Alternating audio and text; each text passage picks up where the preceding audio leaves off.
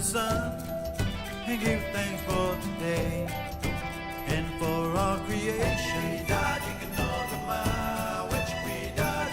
Wabanagi people.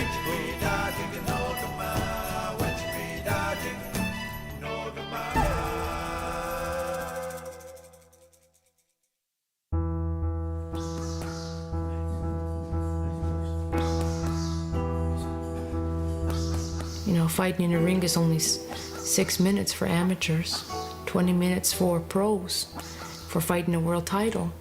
20 minutes of your life compared to years and years living on a reserve with a tough hardship is nothing. Getting hit in the face, you know the pain's going to be gone. The bruise is going to be healed. But pain from your heart, you can't take that away.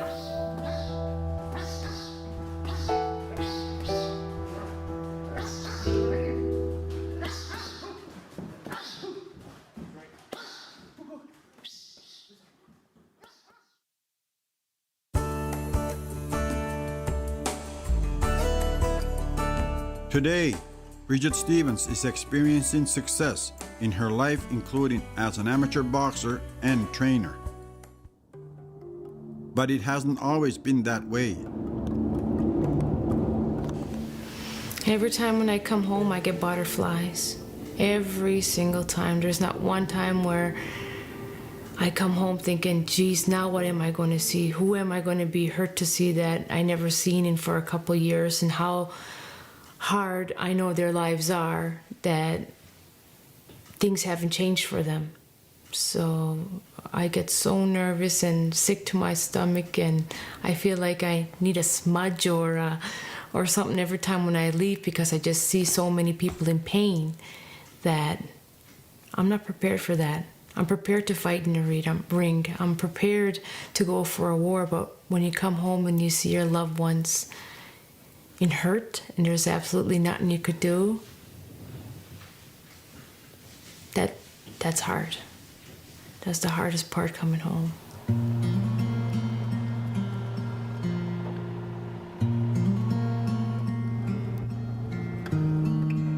The trip back to Eskasoni gives Bridget time to reflect on the personal battles that she faced and some still face today.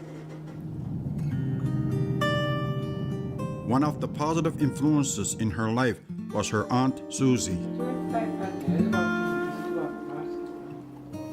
My Aunt Susie, she's amazing. I love her with all my heart. Everything about her, the way she talks, how honest she is, how bold she could be too. She's really nice, but she could be really bold, just like how I am, which is what I really like about her. And I love her family and how family orientated she is, and that's who I always wanted to be. Oh yeah, Virginia, piecing cover Christmas time, outside. Could you look at the big up? Old people see all in top of me. Every old people sick. Get the big that Christmas song a little there. Take a cheese, nap cheese, name, they would check about 6. All in top of an Ulani and in a name. Aka megidialam chitana melgignodi legiglo westkunk.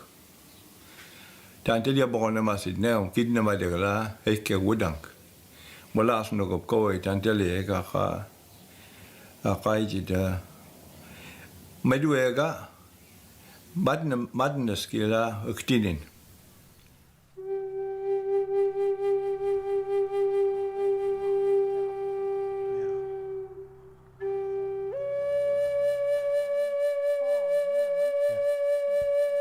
I lost a very good friend of mine, and we did everything together. We danced, sang, and experimented drugs, experimented alcohol, everything all at the same time. When I moved away, 2-3 years later, she killed herself. Accidentally killed herself with overdose. Makes me think, could have this been me? I remember when I was about 16 to maybe 17 years old, and I was working at a convenience store, and I woke up and I looked down and I had peed the bed, and I took a lot of pills. I was trying to commit suicide, and because I couldn't handle it anymore. I couldn't handle life. I couldn't handle anything. And when you're just so depressed, you don't want to go to nobody. You don't want no help. You know, you just want to be there and just take your life away. You don't want to live. So when I took a look at the date, I was, I guess, in a coma or something. That's how long I slept. I slept more than 40 hours. I didn't wake up in my bed. And nobody didn't even know.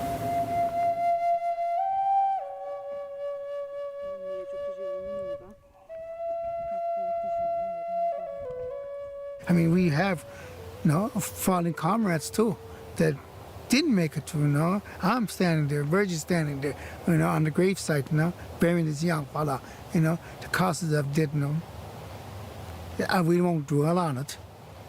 On my most toughest days, what I would do is I would take a knife and I would cut myself. And the time when the pain from my hand would eliminate the pain from my brain, from me being mean to myself and stuff. So it became a habit. It was my rest time because I didn't have no place to go. And when I do have a place to go, I didn't really want to talk to anybody because you know everybody here. It's such a small community. Everybody will know everything that you're going through. And that's the last thing that you want because you want to show yourself as being strong and not a weak person.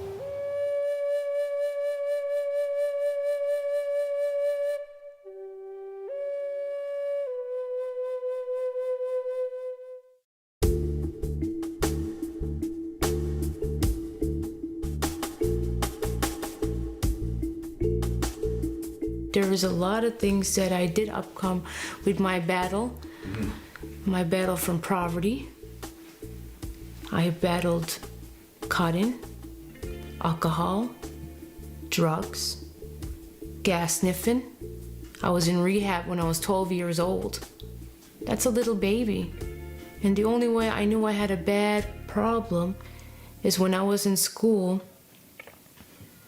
I was sitting there, had my bottle of pop, sniffing it. And I didn't even realize. That's the battles that I came from.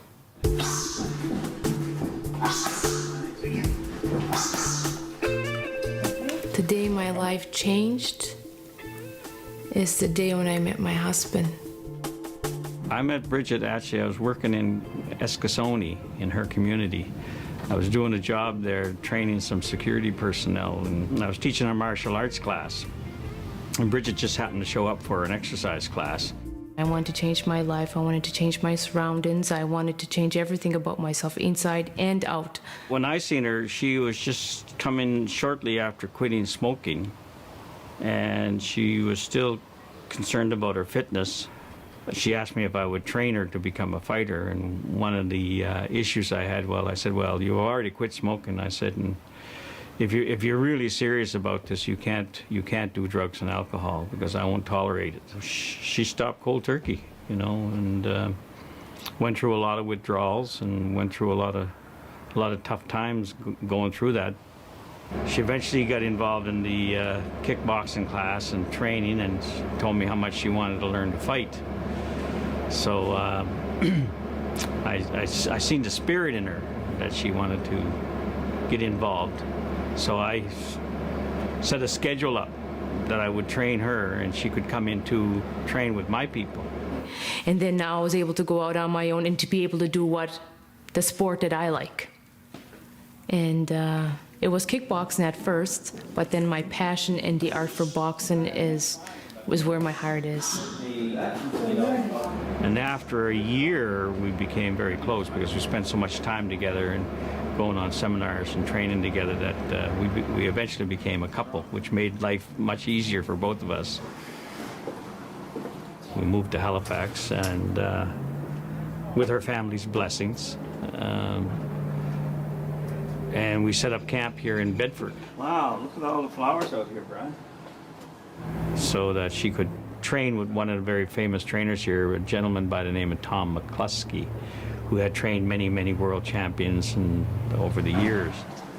Tom McCluskey, he was the most toughest man around in Halifax, PEI. Tough in the heart, tough on the mind, tough trainer, tough everything. If anybody would mention Tom McCluskey, they would say, my God, that man, he was a tough man.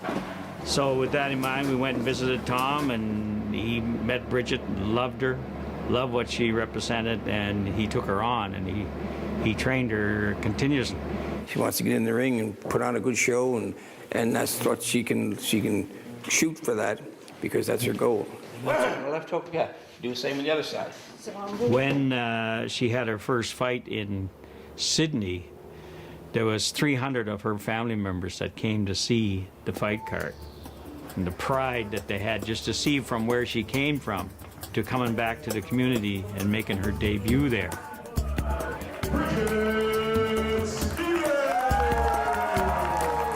I just love it. I love every single thing about it. I love the hard work. I love feeling dizzy and knowing I have to keep on working and not quit. That's what I like about boxing. I see you looking really good, right? I want right hand, hook, right hand, all day.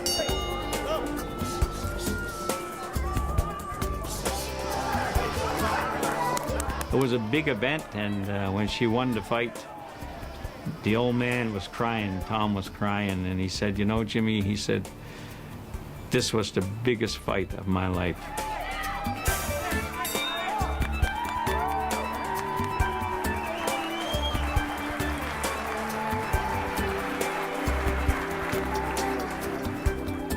I would think that that's really what's helped her, the mentoring and us giving her something to keep her distracted from self-destruction, right? And in the early years, she was in a self-destruction mode, and because everything is weighing down on you when you're depressed and you have these depressive chemicals in your mind and in your body, you know, when you're dyslexic and you have a depression on that's in your body. It's very, very difficult for you to achieve because you got this dark shadows over here telling you you're no good, you can't do this, you know, you can't do that, and you can't achieve, you're nothing, you're worthless, you're all these things happen at the same time, and then her wanting something different, you know, wanting to get out, and she found an avenue. She found an avenue first through me. She's a person that's trying to get through life the best way she knows how, and she wants to do this, and it won't be the first time that some girl went into sports of some kind and came out with a good reputation or came out with a good outlook ahead of herself, and she's respected. That's good. That's better than going around the street drunk or using dope or something like that there.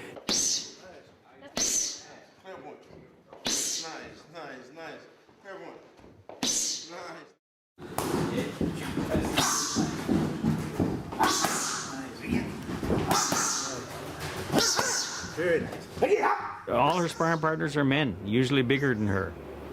Yeah, so she's had her jaw fractured, she's had her nose busted, and I don't like it, but she loves it, so I have to go with the flow. But you know, I don't like to see that happening to her, but she enjoys it, and it doesn't bother her one bit. She's a warrior, Samaganist, a warrior, yeah.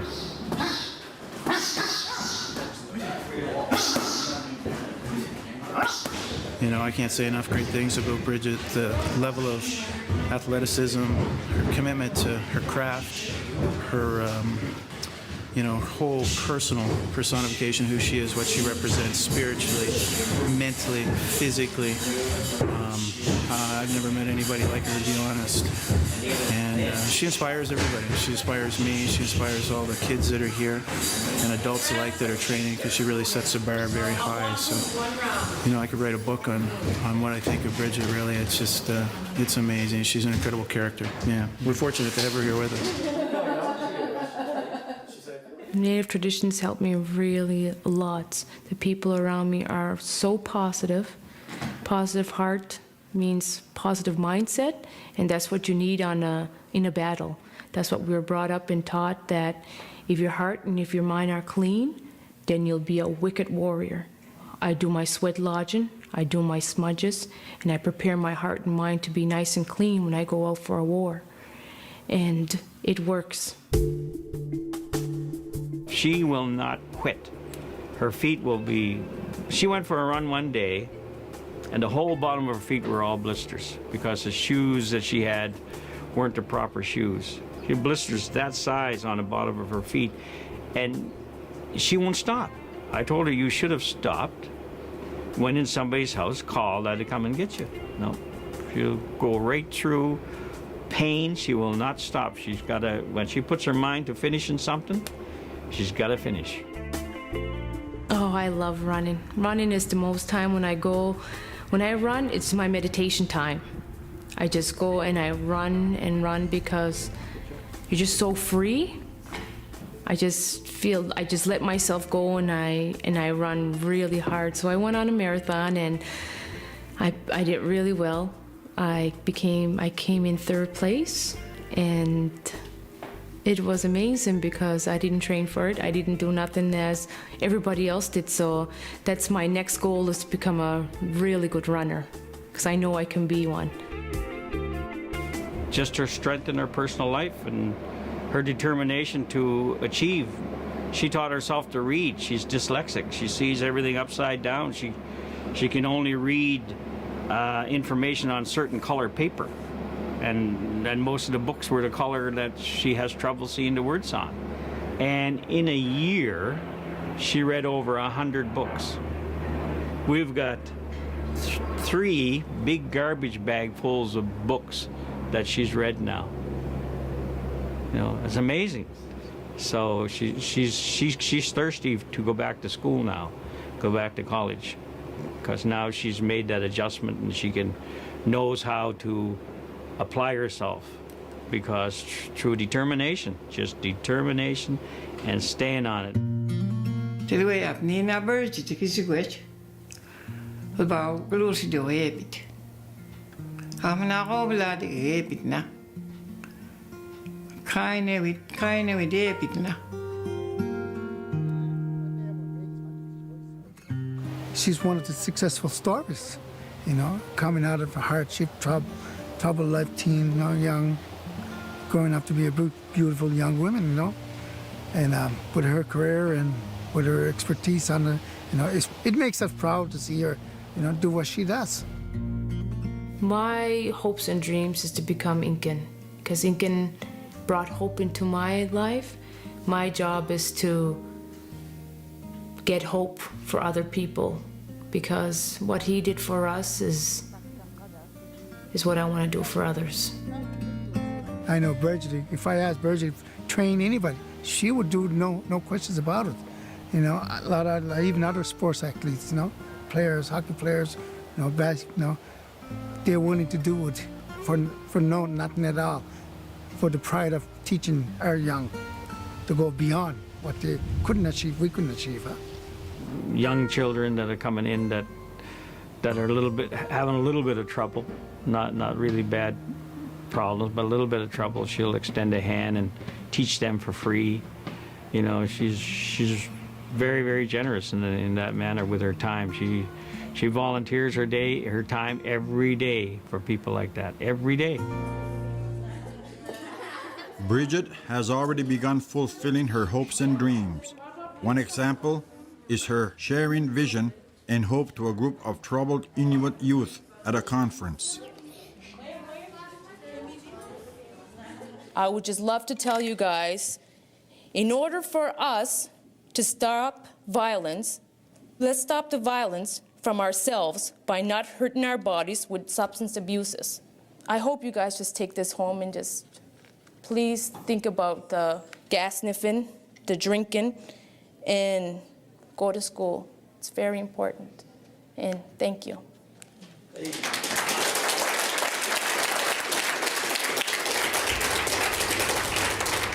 When I was a little girl, The biggest problem that I had was that I never wanted anybody to help me. I never wanted to ask for help, reach for help. But the day that I learned and I opened my arms and I let all the other people into my heart and let them help me was the day my life changed. My heart grew, my mind grew. My life changed all into positiveness because I let other people into my heart. And if I only did that as a little girl, my life would have been totally different. Would have been all the best.